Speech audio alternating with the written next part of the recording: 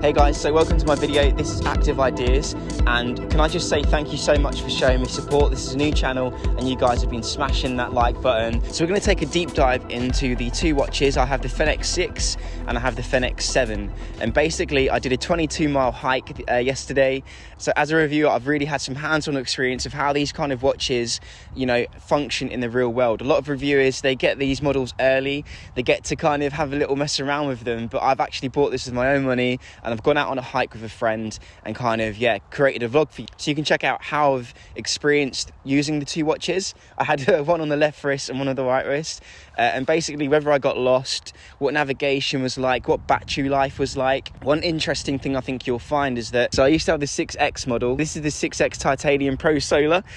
It's a very long name, but you'll notice that the ring around it, so the solar ring, is actually quite thin, and it actually doesn't even look that symmetrical. Like, I don't know if it's my eyes, but to me it just looks like it's not a perfect circle, so that's always bugged me. Yeah, the solar energy is not being great with it. I mean, the battery life is so good anyway. I really can't tell the difference between those cloudy winter months and also kind of those summer days, but the battery life is excellent. I mean, I forgot my charger when I went to an ultra. I had it on 100% brightness. You know, the timeout function was set to something stupid like 30 seconds, every second GPS, phone notifications, I don't know, the lot. I had it all on, and I realized that I was at like 60% battery life and I had an ultra to do. I forgot my charger.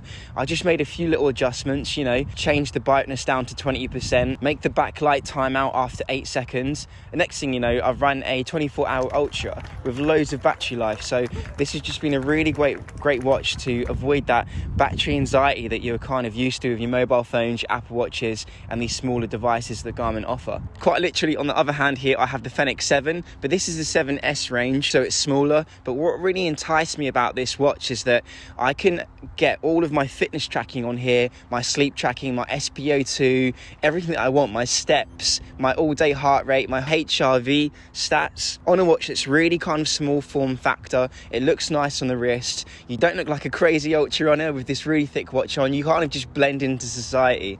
And I really want to test out, can I get on with this watch without it being kind of, you know, a nuisance in terms of battery life, having to charge it every other day. And I must admit, it's been a bit iffy. I've had a few issues with charging it maybe every 5 days. I'm someone that trains between 6 to 12 hours a week. That can vary quite a range. It depends what your class is training, for example. I did a 6-hour hike yesterday along with 6 hours worth of training. So if you count that as 12 hours, that's what I did. But the battery life, I'm getting like 5 days out of it. As a smartwatch, you know, Garmin only advertise that you can get 11 days anyway. So I think as a heavier user, if you're training a lot, doing a lot of ultra training, or just using all the awesome functions that it has, you'll burn through this within 5 days, I think. And that can be quite stressful if you forgot your charger or anything like that. But with the 6X model, or if you go for the 7X, you're actually going to get fantastic battery life, something that you don't need to worry about quite literally for months. As you look at the Fenix 7 range, yeah, they've increased this a lot, but just know that you're really going to see some real world differences. We're talking like an extra couple of days potentially, depending on how strong the sun is, what your settings are on the watch in terms of GPS battery life. So really awesome stuff here. And the last thing I want to say is I really hope you enjoy this vlog. Again, this was myself, my friend Becky. We're just doing a 22-mile hike around kind of our local forest. So I believe this is the largest man-made forest in the UK or in Europe, something like that, but really kind of awesome views. Not too much people until we got to High Lodge, Thetford Forest High Lodge, and it was an opportunity to really put the watches through their paces. One thing I found in terms of navigation, now on the 7 range, I've bought the Sapphire lens, so it's more scratch resistant, should be more durable. And what I've found as an issue is that it's really reflective, and you'll see this throughout the vlog. I can barely get good footage of this watch because the reflection of the sapphire glass is so bad. You didn't have that at all on last year's range, and I had a screen protector on top of that as well. Now on the 6X Solar, the reflection was not that bad at all. Like, you can see that at all angles. The reflection's just kind of something you'd expect off of a glass screen, and it's really visible in terms of maps navigation. So I did find myself naturally wanting to look at the 6X. It's a bigger screen, the reflection wasn't as bad, but the one feature which changed everything is that I was doing this trail on a route that I didn't specifically know where I was going, so I wasn't too sure where I had to go. There were a few points where maybe I'd done some bad routing and I'd routed us to go onto a main road, and we had to kind of adapt to the situation. Now, adapting to the situation on the older Fenix 6 in terms of navigation is a pain in the butt, is to put it simple. Navigating through this watch is pretty horrific in terms of the map.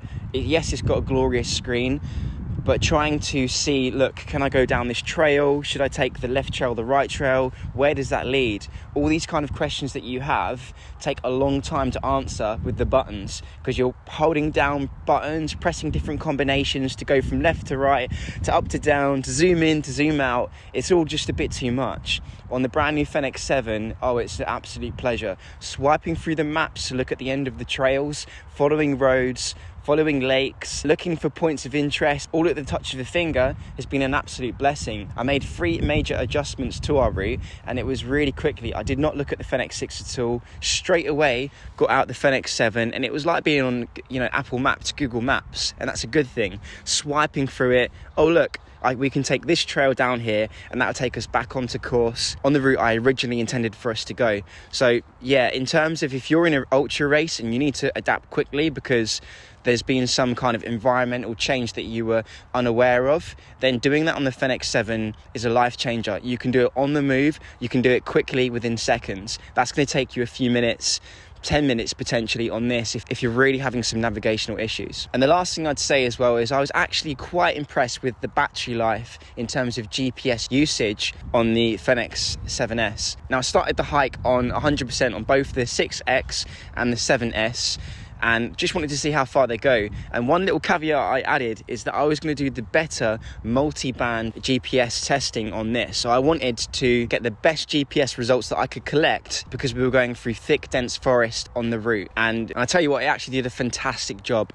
I start and stopped these watches the exact same time, paused in the exact same sign. There is a 1 second discrepancy. I did it like a pro, but you'll find that the distances are different, and I really do think that's down to the improved GPS chipset on this Fenix 7. There were times when we were going through dense forest. I knew where I was in terms of navigation, and I could quite clearly see that the Fenix 7 also knew where it was. Where the Fenix 6, it was trying to get the best signal it could, and maybe was like popping us onto the lake a little bit or on the other side of the path, just zigzagging across. Really smooth on the 7, no issues. I had a lot of faith in the distance and pacing that it was giving me, and the navigational information it was giving me in terms of when I needed to turn and which trail I needed to take. That might have been a little bit harder on this one. For example, you're approaching a trail with 2 kind of routes that you can go, and this watch thinks that you're already taking the right route when actually you're just approaching it. So just a little bit better in terms of user experience. Yeah, by the end of it, so the battery life on the Fenix 7 was like 66%. The battery life, surprisingly, on the 6X was about 72%. So surprisingly, really similar results. And what interested me is how much better the Fenix 7 GPS was. Because really, they're burning at similar rates, if not this is better because I had it on the more intensive multi-band frequency. So yeah, you can see how much easier navigating on the Fenix 7 is. It's night and day. If you're following a course, then the Fenix 6 is fine. I mean, I did the Ultra X in Peach District. That was like a 50k. Had no idea where I was going. There's a few flags littered about, but it wasn't great. And to be honest, the Fenix 6 got me through that course. But that's because I preloaded the route and I was following other runners, and I was never too kind of lost in the Peak District. It was telling me when to turn left or right, and luckily there were no navigational issues in which that I had to change the direction or anything like that. That was all sorted for. I think if anything goes wrong, then you don't want to be messing around with this, because you saw the button combinations there. It was just an absolute pain, and trying to find out where you need to go. And you kind of saw how long it took to load those maps as well. It just wasn't easy. You're going to be sat there for a few minutes, and if you're in stormy, cold conditions like I am today, can barely feel my fingers, it's just not great. Swipe and you're done on the Fenix 7. Hope you've enjoyed the video. Please like, comment and subscribe. Leave some positivity down in the description below, and have a nice day. It's been a pleasure. Peace out. Thanks for watching. You know the drill. Like, comment and subscribe if you can. My slogan, dreams are a step away. And remember, show compassion, show esteem, and have fun out there. Peace out.